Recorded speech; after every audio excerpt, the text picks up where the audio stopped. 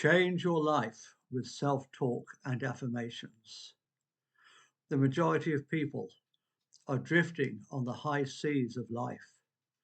No chart marks their destination, and no rudder holds a course. They are at the mercy of the winds of chance, the rocks of doubt, the shoals of ignorance, and if they make some progress before the curtain falls, it's because they have used unconsciously the creative power which is the birthright of every individual. So wrote Venice Bloodworth in her book Key to Yourself back in 1952. It's a sad fact, but in Western society, most people are walking around in a daze. We are like nations of sleepwalkers. We chatter all through meals and never taste our food. We rush to and from work and never see the trees or smell the flowers. The pace of life is so fast that we never stop to think constructively about anything, or even to be aware that we are thinking.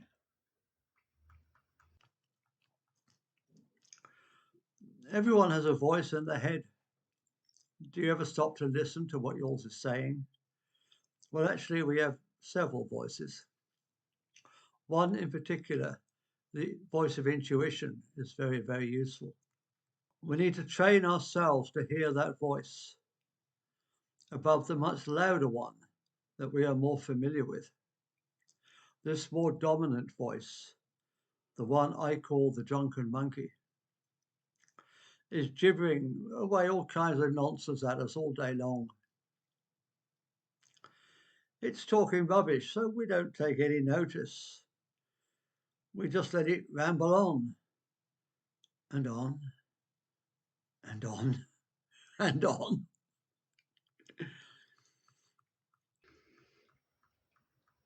And that's a shame, really, because it's the handlebars of our motorbike. Yeah, that's right. We're racing down the road of life, wheels on fire. But we're not holding on to the handlebars. It's unbelievable, but sadly true. The handlebars are lurching all over the place, like a drunken monkey. And we're lying in the gutter, battered and bruised, with the bike on top of us. And then we go and spoil it all by saying something stupid. Oh, don't know how that happened, mate.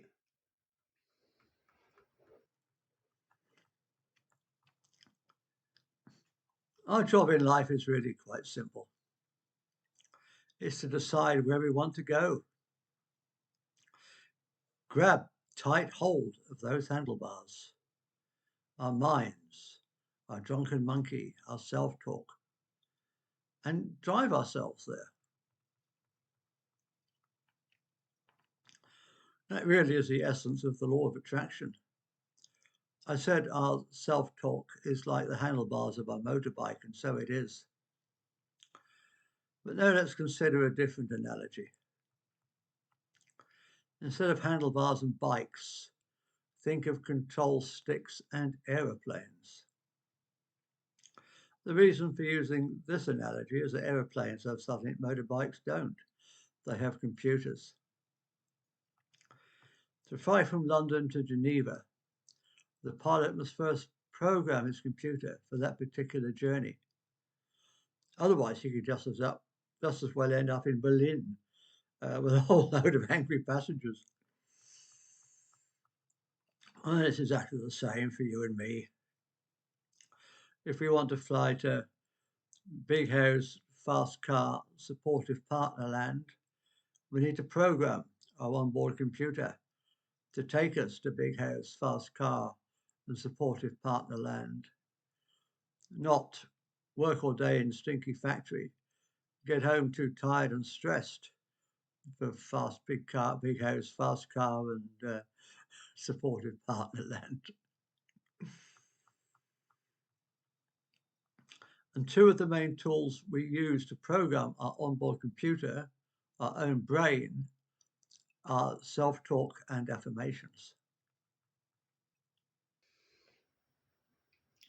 What, for want of a better word, we call our subconscious or unconscious mind, and I tend to use the two terms interchangeably here, is a very obedient servant.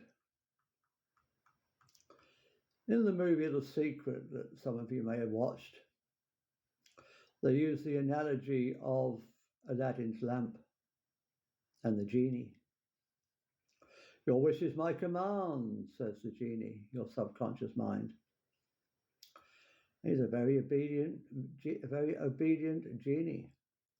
But unfortunately, he ain't too bright. He can't tell the difference between you and your drunken monkey, and will carry out the orders of either just as readily. He also has no idea when you mean it and when you're just joking. And he's not very quick either, which is a blessing.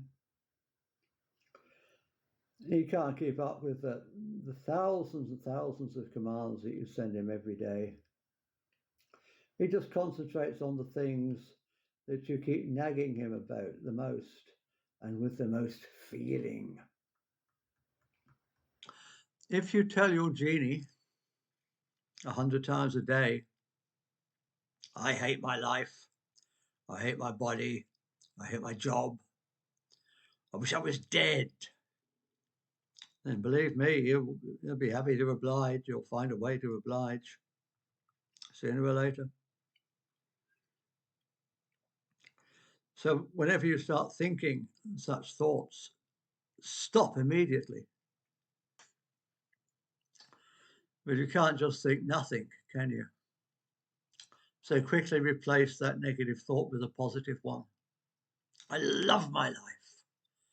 I have a strong and sexy body. I have a fantastically satisfying career. And I am living a long and very happy life. You must do this with feeling.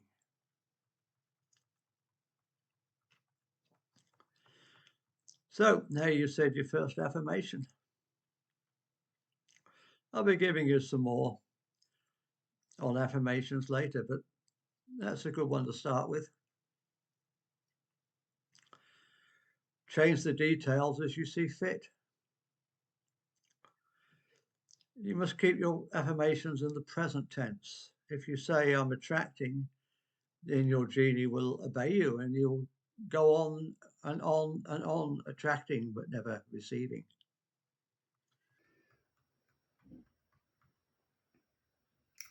And don't forget, he's a nice genie.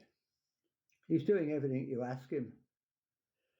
But he does like a thank you now and again. This is another cornerstone of the law of attraction, gratitude. So be happy and grateful for everything your genie is doing for you. I like to begin my affirmations with, I'm so happy and grateful that. Really feel the happiness and the gratitude. This is so important. But I don't start all my affirmations this way. There's another very important consideration. You can call your genie whatever you like, but at the end of the day, it's still you. You are the one that's allowing you to have all this great stuff, or not, as the case may be.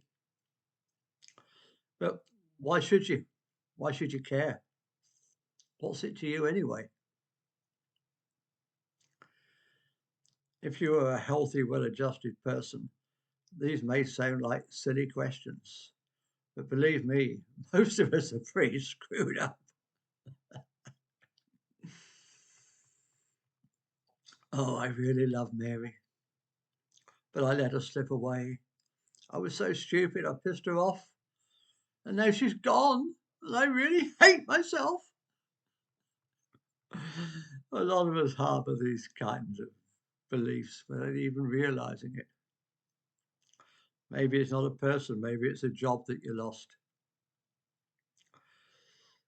Or maybe you hate yourself for getting drunk and losing your driving license.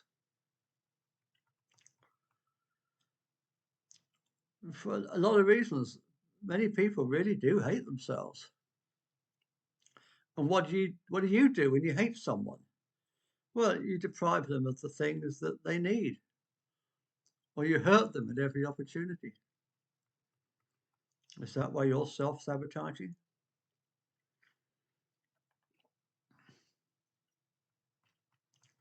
This is why I start some of my affirmations with, I love myself.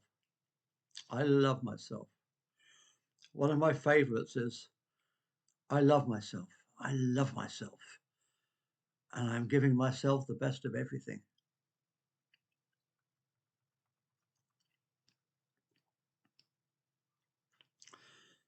So, if you don't like the things that life is showing you, change your thoughts now.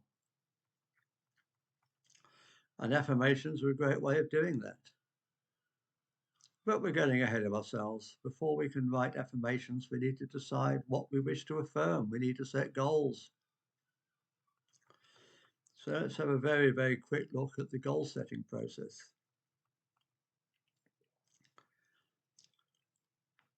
Some of the key points we need to remember when we set goals.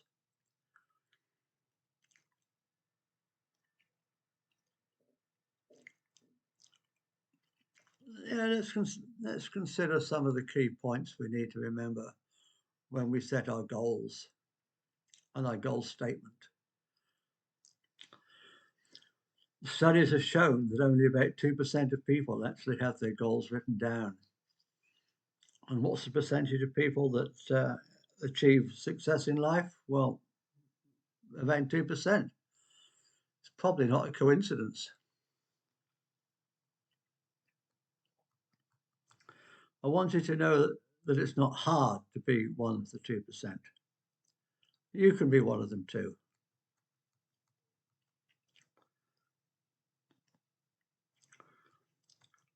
So let's just look at a few general principles about goals. Our goals should be positive. In other words, make sure your goal is something you want rather than something you want to move away from. Remember, we attract what we concentrate on the most and with the most feeling. When we think of a thing, we make pictures in our minds about that thing. As well as internal pictures, we also make internal sounds, tastes, feelings, and smells. All this can be summed up by saying that we are making internal representations of the thing. And our genie takes these internal representations as a blueprint as to what to create for us. Whether we're thinking about what we want or what we don't want, or what we're afraid of, the internal representations are the same. This is why we should always be thinking about what we want and almost never think about what we don't want.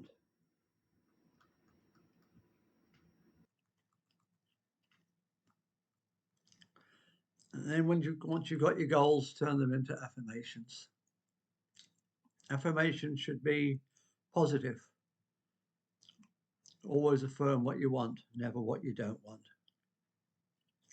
Should be stated in the present tense.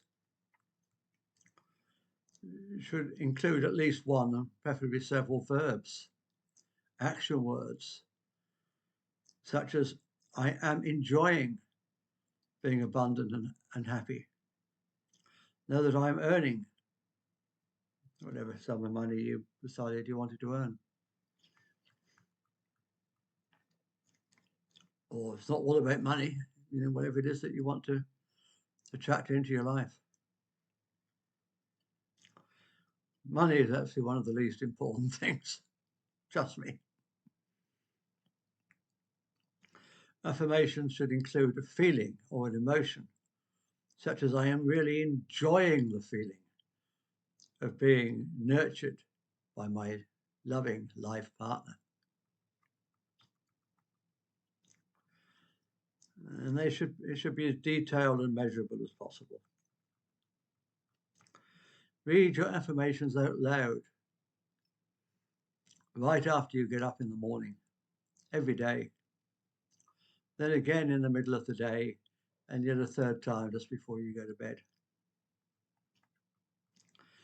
As you read, see yourself in your mind as having already attained the goal. Feel the feelings you would have once you attain it.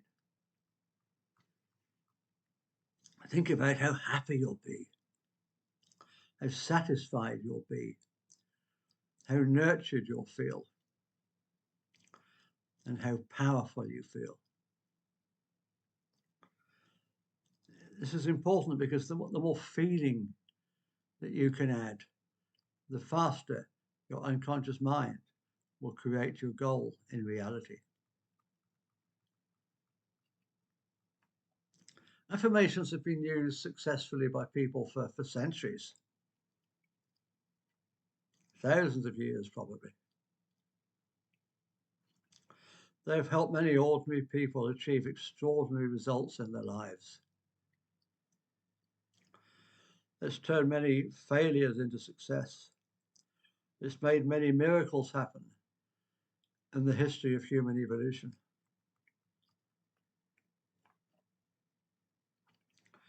So why is it that so many people that use affirmations find they don't work? Why is this the case? What are the elements that people have missed when they use affirmation techniques? I'm constantly asking myself these questions and seeking for answers. But no one book or one video, not even this one, can give you the complete answer. Some things you might learn from one source may not work in every situation.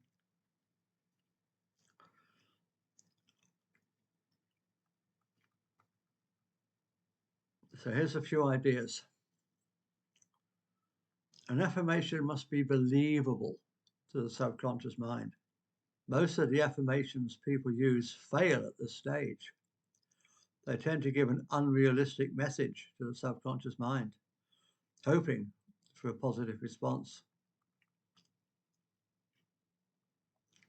If you are financially broke and you say to yourself, I am earning £100,000 a year, is this really believable to your subconscious mind?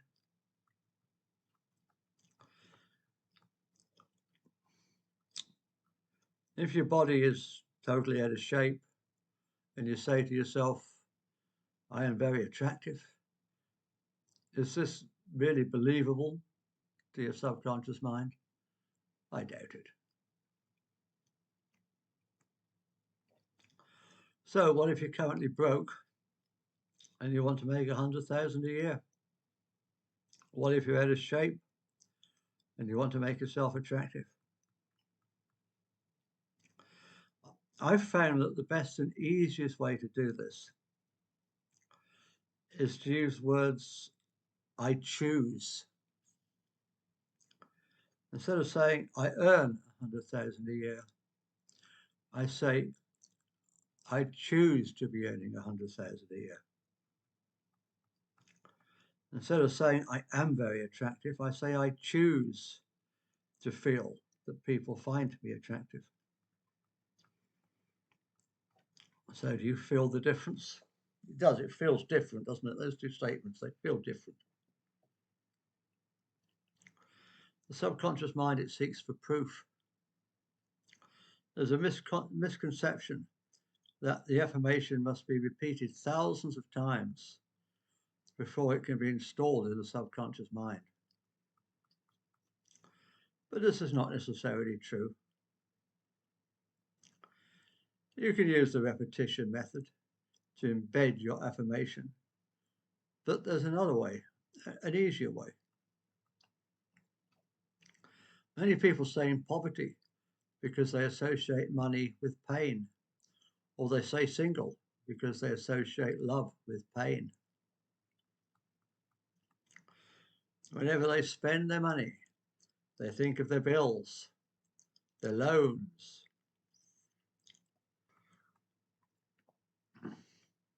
It's the feeling that you attach to money that makes you rich or poor.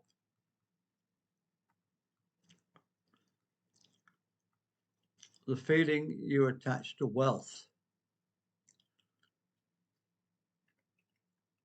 It's the feeling you attach to romance that makes you nurtured or lonely. So how can we turn this to our advantage? Instead of feeling pain when spending money, what if we associate pleasure with spending money? Next time you go shopping, at the moment you take your money out of your wallet, say, I always have more than enough to spend, and see how you feel. This works because the subconscious mind sees the proof. As long as you still have some money left in your wallet, this information is always true. So the subconscious mind will believe it. It's another good reason for using cash rather than credit cards. How about if we combine the first and second method together and make an affirmation like this? I choose to feel that I always have more than enough to spend. Say this every time you spend your money. See how you feel. You won't have to do it thousands of times. Just a few times of real life proof will make your subconscious mind believe it. Affirmations must trigger feelings. One fact about the subconscious mind is that it doesn't speak in words. You can only communicate with it through feelings and emotions. There are two methods you can use to trigger your feelings. The first is to use words that invoke feelings. Words like fun, enjoyable, comfortable, delight will work effectively. The second method is to use imagination. Visualize that the situation stated in your affirmation has already come true, and feel the way you're going to feel when it comes true.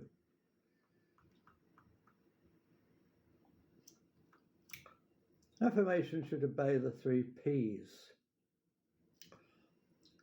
positive, present tense, and personal.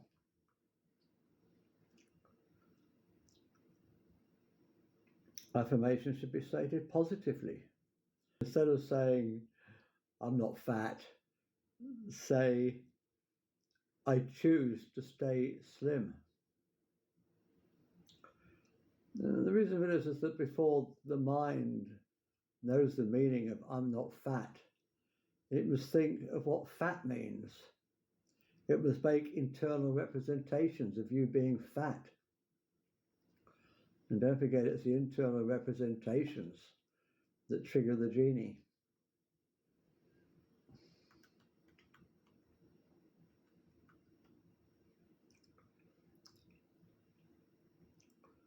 Affirmations should be in the present tense.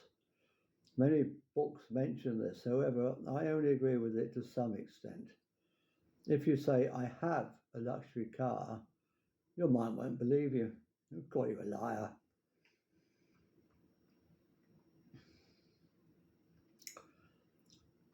But if you say, I choose to have a luxury car, then that is true, isn't it? That's true. You are choosing to have a luxury car. Your subconscious mind can't contradict that.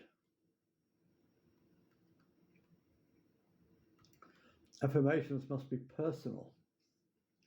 Your subconscious mind only works for you. It's part of you after all. It won't work for others. You can't say, Anne loves me, because that won't work. It would be unethical anyway. Because you have no control over Anne. To say, I choose to feel the feelings of Anne really loving me, then that puts you in control. Because you can control your own feelings, or you can learn to.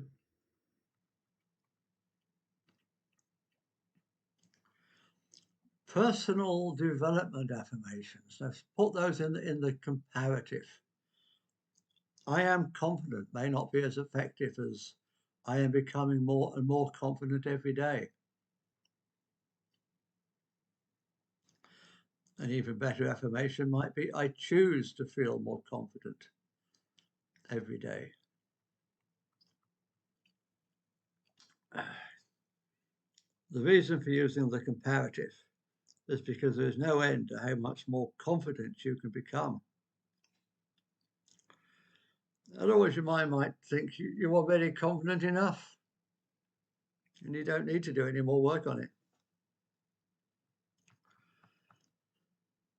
So these 5 techniques are the most effective ones that I have found in my own life.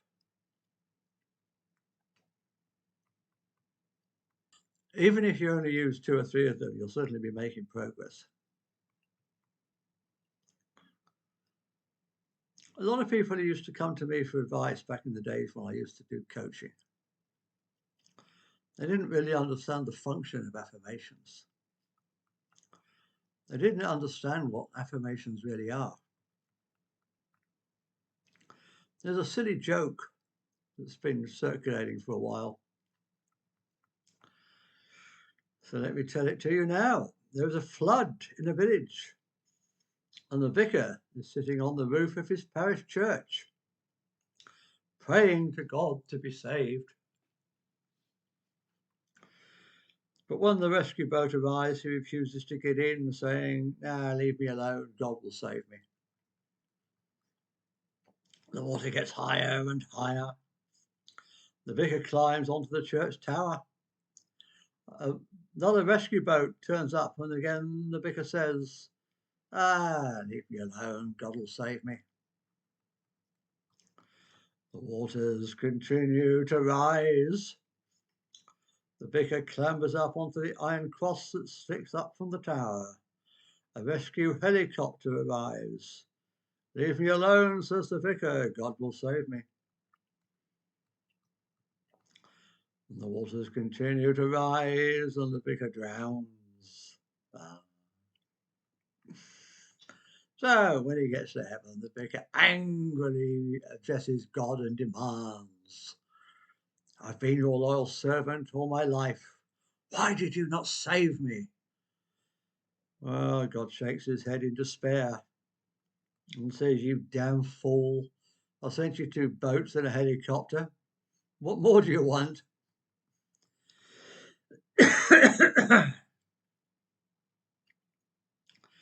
You can say all the prayers and affirmations and spells that you like, but if you don't act on the opportunities that are sent, what's the point? Affirmations or prayers or spells, or whatever you want to call them, do 2 things. Firstly, they keep you focused on what you want. It's no good going to a restaurant and ordering a roast chicken, and then after 10 minutes calling the waiter over and saying you changed your mind and you want a steak. Then after another 10 minutes, you change your mind again. The poor chef wouldn't know what to do to keep you happy. Well, how can your subconscious mind, or the genie of the universe, or whatever you want to call it, make you happy if you keep changing your mind? Goals and affirmations make the job so much easier. When you set a goal and you write it down on paper, you set it in stone. You've decided what you want, and you repeat your affirmation. And every time you do, you remind yourself what you have decided to order from the universe. So affirmations keep us focused on track.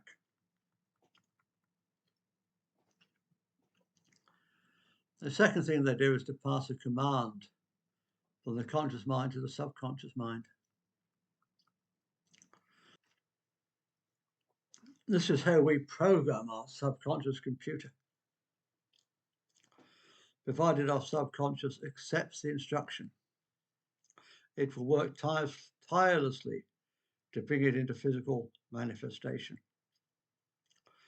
So one purpose of our affirmations is to pass a message to our subconscious mind and to make it believe that the message is true. Now, the third thing may be a little bit more subtle.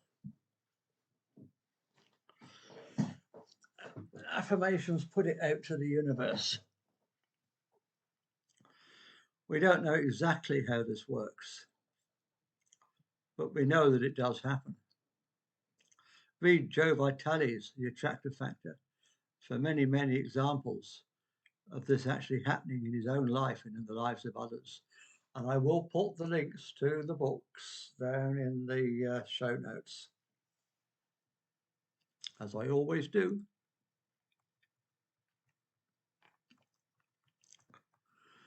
The most unlikely coincidences keep on happening in my own life when I put it out to the universe. I met my third wife that way, and the time we spent together changed my life.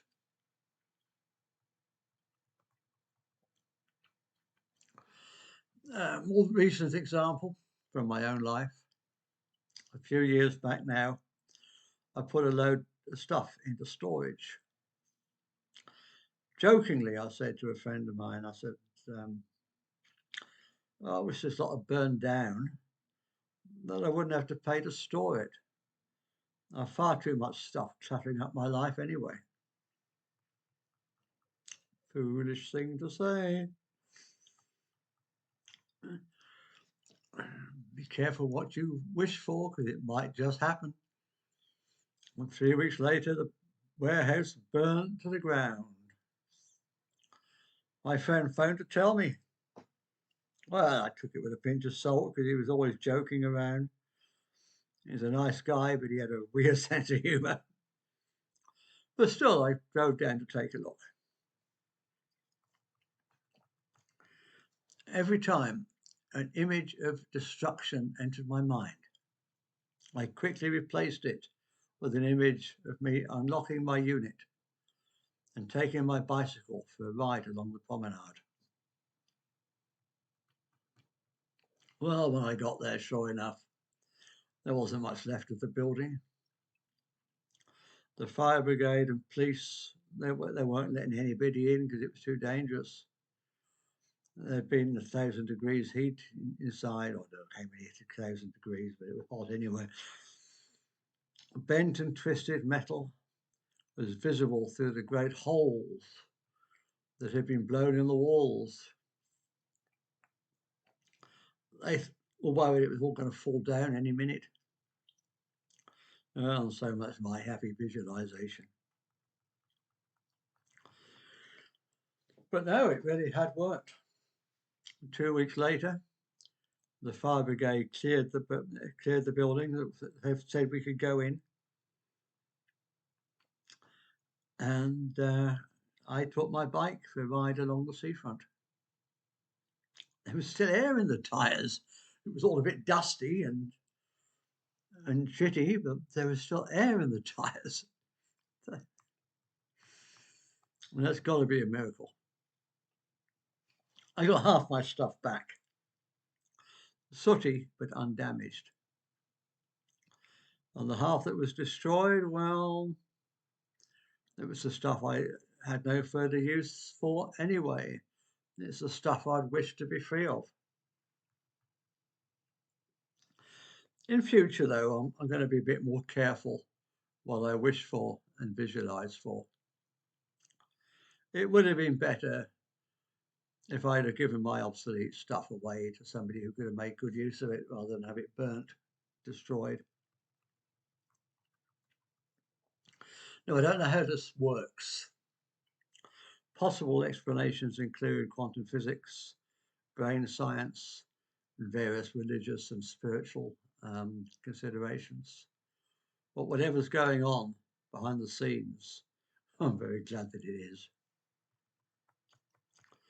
Simply stated, the purpose of affirmations is to pass a command from the conscious mind to the subconscious mind. The subconscious mind has the ability, in anything it accepts to be true, to do whatever it takes to turn it into reality.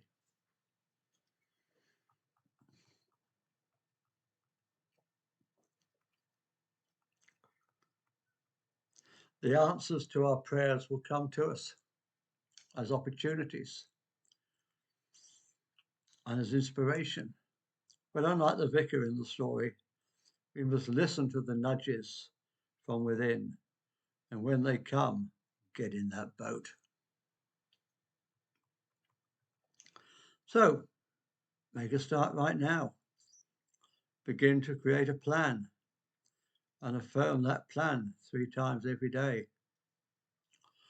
I've recorded my affirmations to my phone, and I play that audio track every night, all night as I sleep. You may wish to do the same. Please, if you've enjoyed this video, do like, share and subscribe.